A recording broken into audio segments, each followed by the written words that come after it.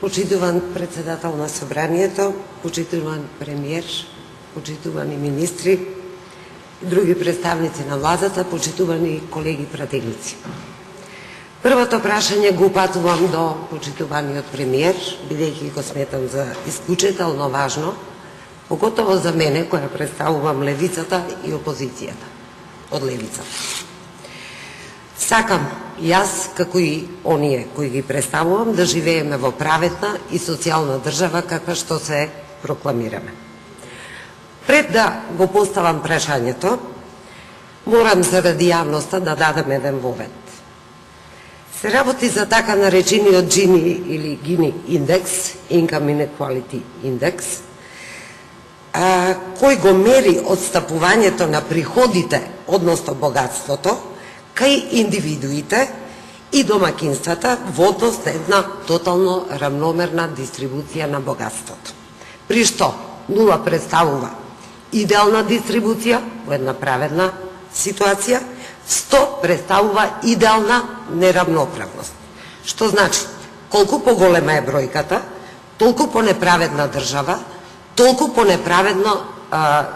понеправедна дистрибуцијата на богатството помеѓу помал број на богати и поголем број на сиромашни, бидејќи знаеме дека овој систем функционира на принцип на врзани садови, не можеме да имаме богати ако немаме од другата страна сиромашни.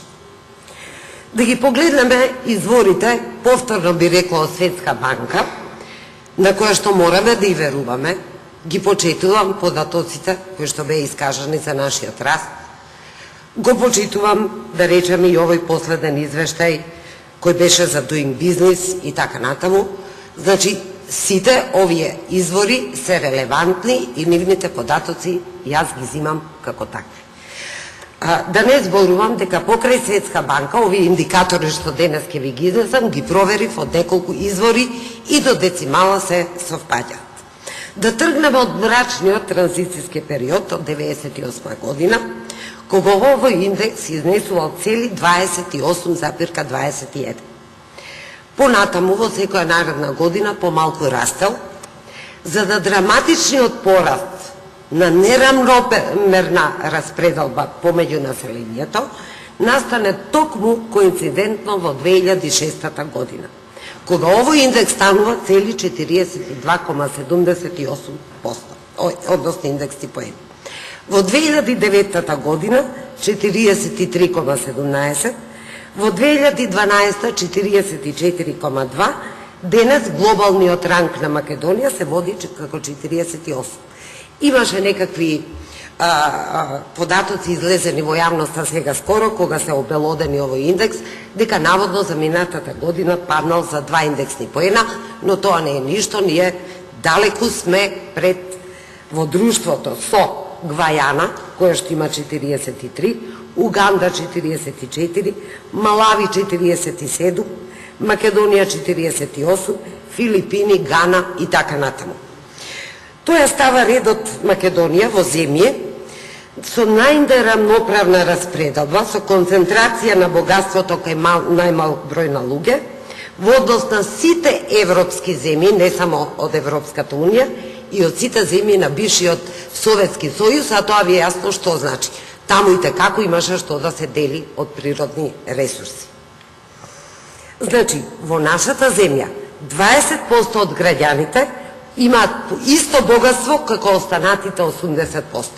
Ако ги развиете пак внатре индексите во рамки на тие 20%, распределбата е уште по-неравномерна, па ќе дојдете така ситнејки, дека некои 5% од граѓаните, Бога ми, живеат многу убаво. Морам да го поставам следното прашање.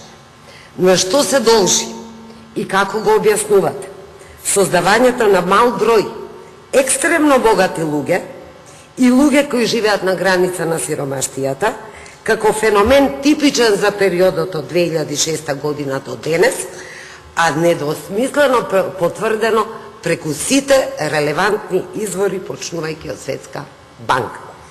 Поради комплексноста на ова прашање и поради тоа што не очекувам паушален одговор во смисол ние ова правиме, вие ова правите, би ве замолила ова прашање да ми биде одговорено со една сериозна анализа во писмен облик. Ви благодарам. Би преминала на второто прашање. Еве, денес гледам повеќе колеги, многу сум задоволна поради тоа и колегите пред мене го инициираа прашањето за загаденоста. Повторно го упатувам кон заменикот, еве гледам присутен, или се лажам, не е веќе присутен. Молам да влезе заменикот министер. Заменикот министер за екологија, но тука е за среќа и министерот за здравство, кој што верувам исто така е загрижен за овој проблем, да ми одговорат кратко и јасно. Кога мислите да го затворите Макстил, безусловно, без чекање на рокови кога ќе стави, дали ќе стави филтри, тоа е негова работа, кој систематски ги труе граѓаните на Скопје, и кога ќе го затворите Југохром, кој систематски го труе Тетово. Индексот за загадување, според Светската здравствена организација, во Европа е некаде околу 20 индексни поени. Во Скопје воздухот е 92,14.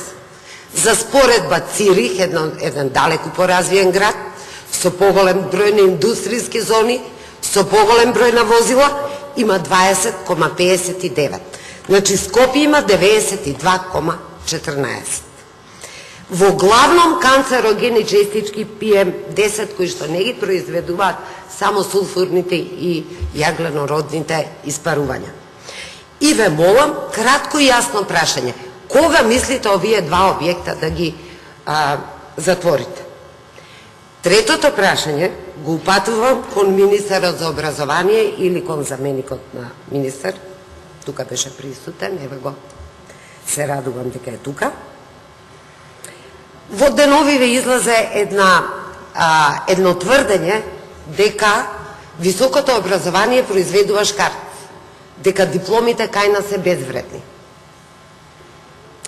Тоа сметам дека е преекстремно тврдење, без претходна анализа за која што е компетентна исклучиво академската заедница, не Министерството. За таква анализа е конечно и Одборот за акредитација и евалуација одговорен. Квалитетот не е нешто што може да се поправи со екстерно тестирање, тоа сепак не е, и тоа е проблем и во осмолетките и гимназиите, меѓутоа тоа секако не е димензија по која што единствено може да се измери квалитетот на високото образование, бидејќи е комплексна, тоа е резултанта од многу сили внатре.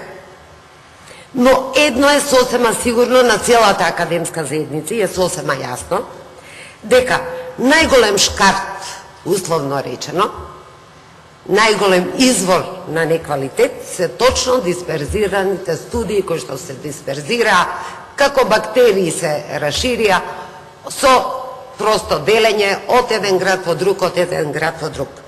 Моето конкретно прашање до министерот или до заменикот е: дали размислувате да ги затворите дисперзираните студии како извор на најголем неквалитет во високото образование во Република Македонија, при тоа се разбира на студентите да им овозможите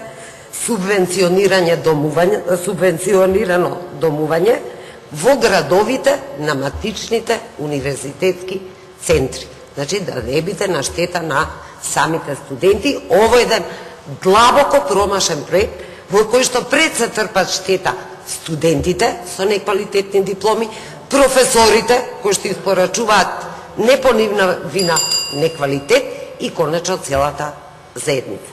Ви благодарам за вниманието.